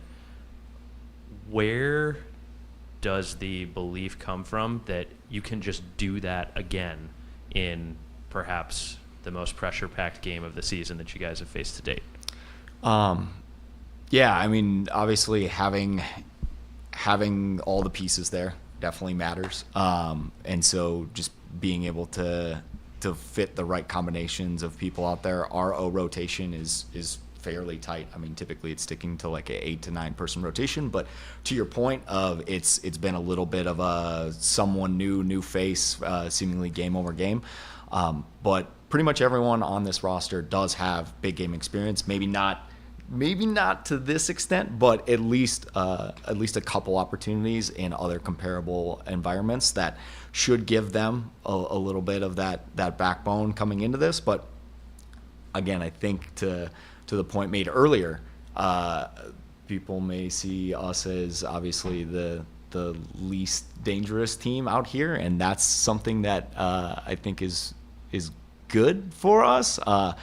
We're not expected to win this game, and I like our chances being with our fans out here and overall just being able to play in front of the home crowd. So with us having pretty much everyone available from that Indy game, I like our offense's ability to, again, just kind of mix and match as the pieces are needed to fit in certain spots, and I think we should be able to put it all together.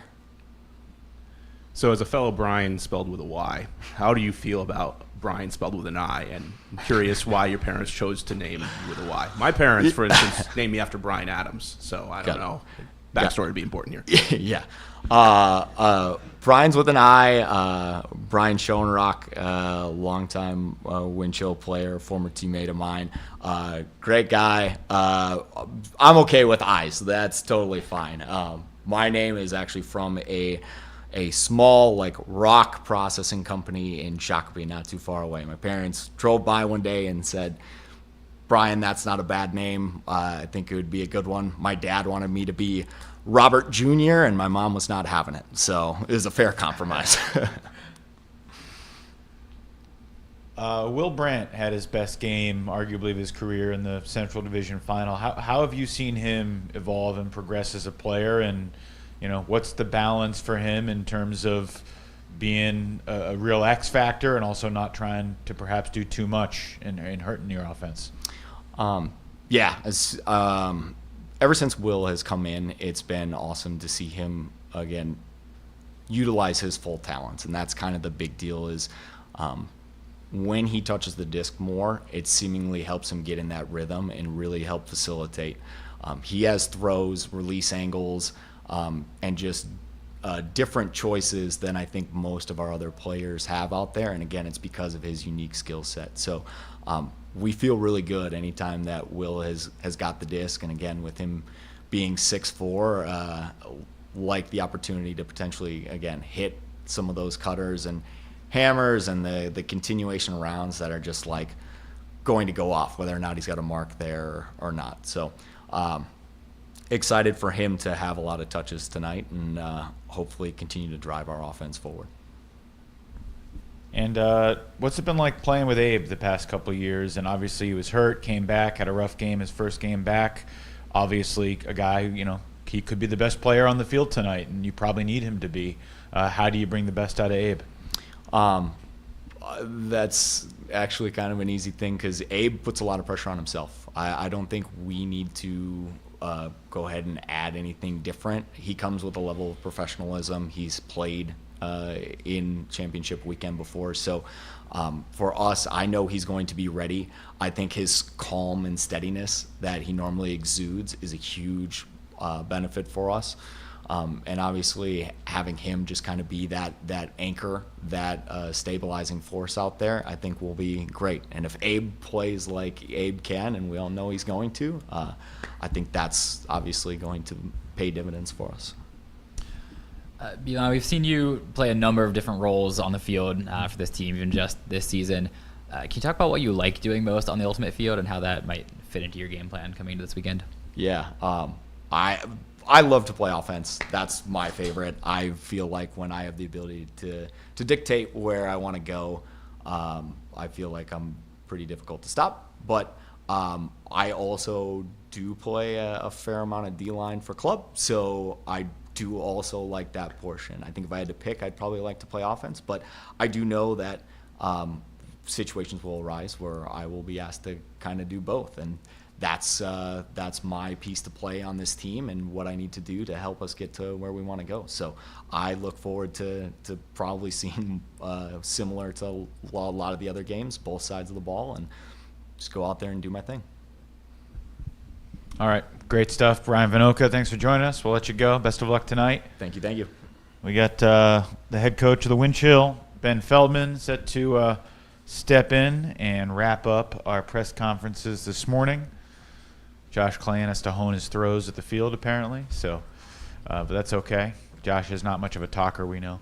Yeah, I'm Josh's agent, so you can talk to me. So for you, you played for the Wind Chill. You've coached the Wind Chill. You've been the GM and co-owner of the Wind Chill. You've gotten championship weekend to come to Minnesota. What is it like for you to be here on the day of the game, getting ready for this, ultimate experience that you'll never forget one way or another? Yeah, it's nice. I mean, this is what the time and effort we put into not only the team, coaching, playing. I was talking with Omar this morning, my co-owner, and this is why we do what we do, right? This is the dream story. We're going to host this event. We better make it. We've never made it, and things come together this year. We've had some ups and downs and injuries, but we're in the position we want to be. We made the event, which is great and groovy, and everyone's excited. But now it's about winning championships, right? We got here, and we have this opportunity 2 games away. So I've used it before this weekend. We definitely playing with house money in this first year, but we got a goofy wild card type team this year. A lot of talent. We've had some highs and lows and inconsistencies, but all it takes is a couple pretty impressive games in front of our home crowd and our guys showing out to do something special tonight. So I got a lot of faith in the guys. I got a lot of faith in our fans, in our home crowd. A little bit of wind and swirl out there, and we're ready to make something happen tonight. So the guys are really excited. To speak to the goofy type year you've had, there were a number of games where there were several 3-0 runs, 4-0 runs, 5-0 runs, both for you and against you. How do you prevent your offense from getting broken 2, 3, 4 times in a row? And why is your team kind of so topsy-turvy like that, where you can have that type of roller coaster of a game?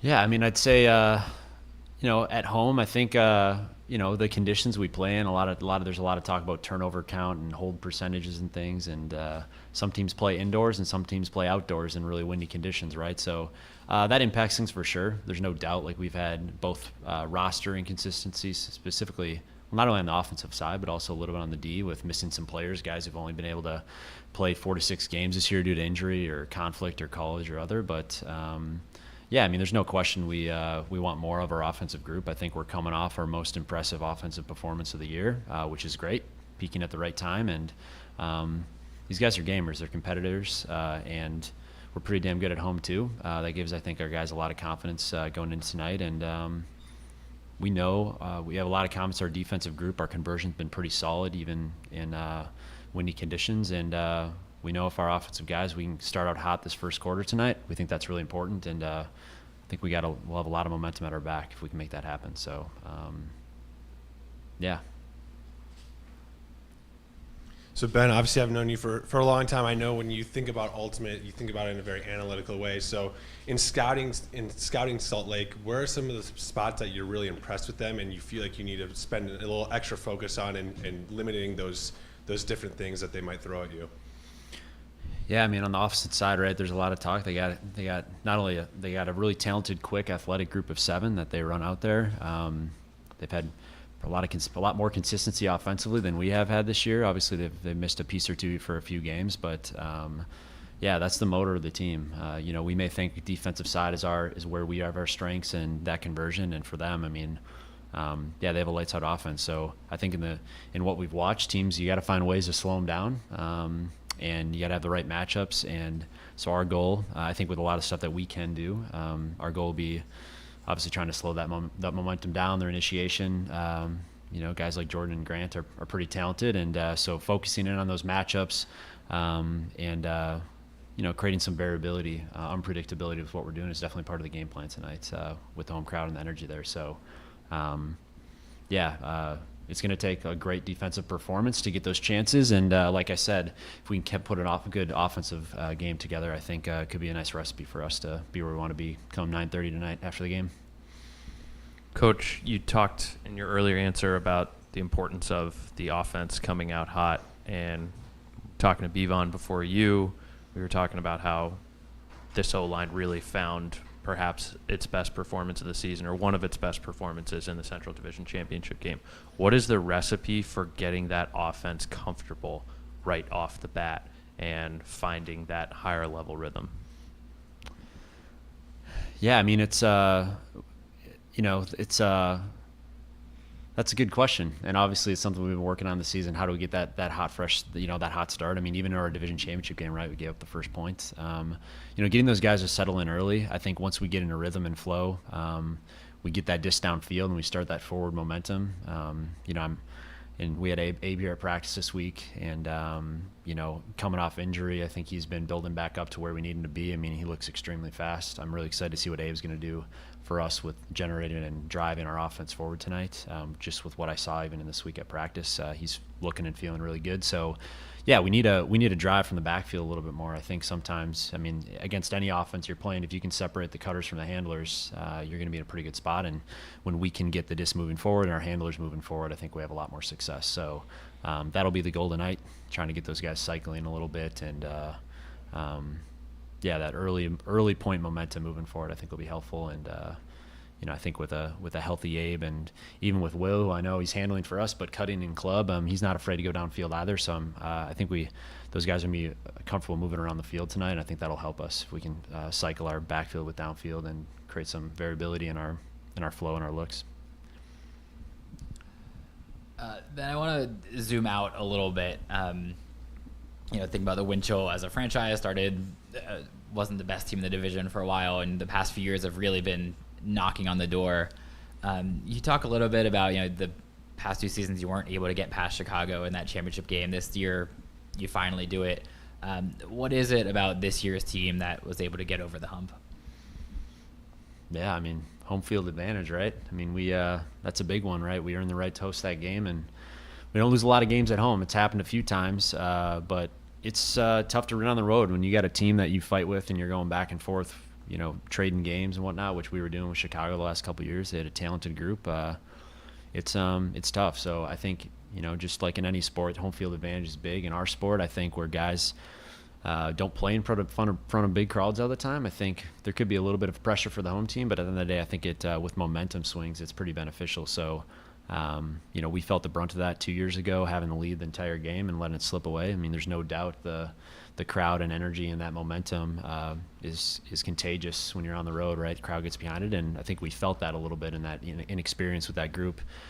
Yeah, I don't know. I think taking care of business in the regular season is really important, and we knew we had a good chance. We've had success against Indy, a lot of tight games the last several seasons, but we've had their number, which, we were able to punch one more in another contested game and get here. But this persistence, our veterans keeping their head down, grooming some new talent and youth to be ready for it, and we executed when we needed to. I think.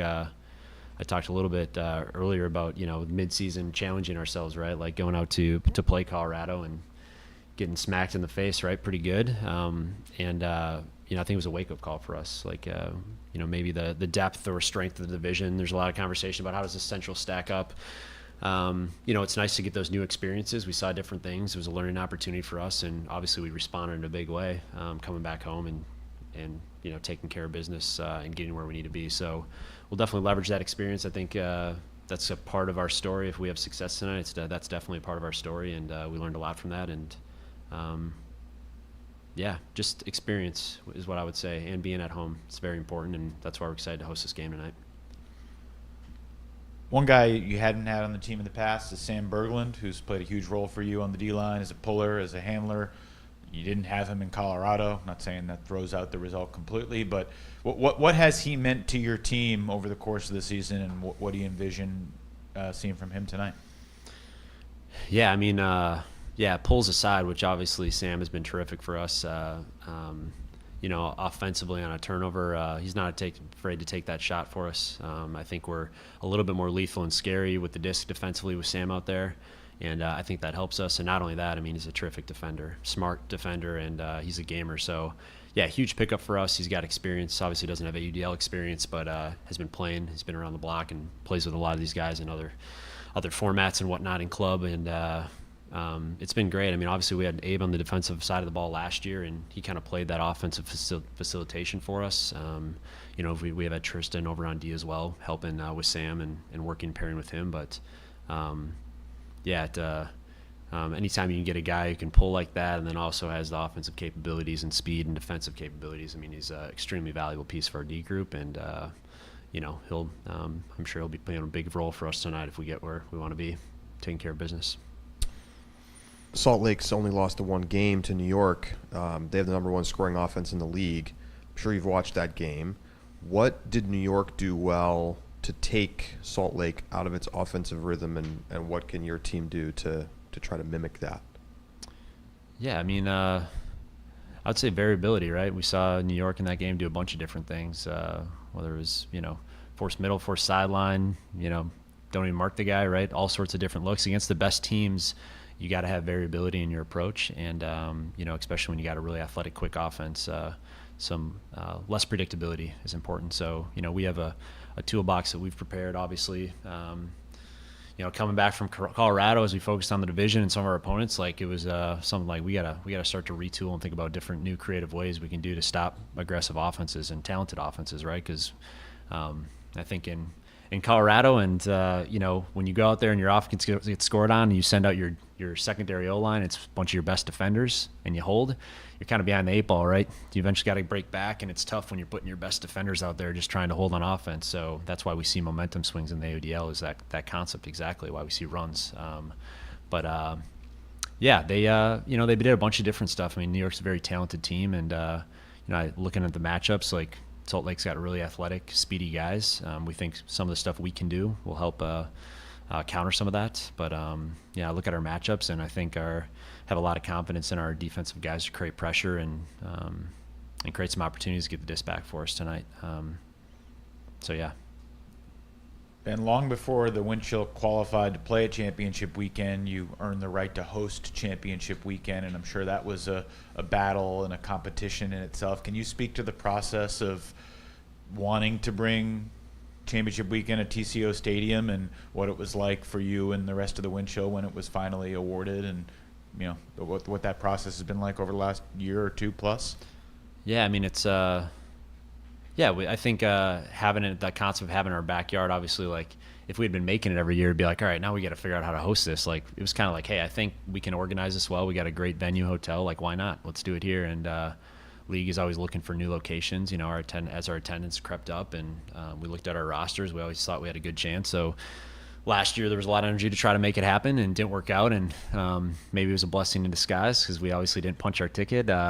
So a lot of things have worked out well this year with getting to host, and obviously the venue, the setup here, the view from viewers we're looking out here right now, like it's going to be an incredible venue and experience atmosphere there tonight. And it's really rewarding. Obviously it's a huge awareness, marketing, exposure opportunity for us as a team. So to be in this event, competition aside and championship aspirations aside, when I wear my owner GM hat, like tonight is really valuable, and all the energy, effort that's going into the planning of this event outside of so many other people outside of me, obviously helping out at the league, Alexia, Tim, the whole crew, all the effort going in. It's pretty special to have in our backyard, and we're hoping to ride this momentum into not only through the weekend, but obviously into next season as well, as we think about getting more people out to our games and knowing who the Minnesota Winchell are. Great stuff. We'll leave it there. Ben Feldman, thank you very much. Thanks to all who tuned in for today's semifinal Friday press conferences. Game day show starts live at TCO Stadium just a little over 3 hours from now. First game a little over 4 hours from now. So thanks for tuning in, and thanks to all the media for being here, and let's have a great day. Thanks. Thanks, guys.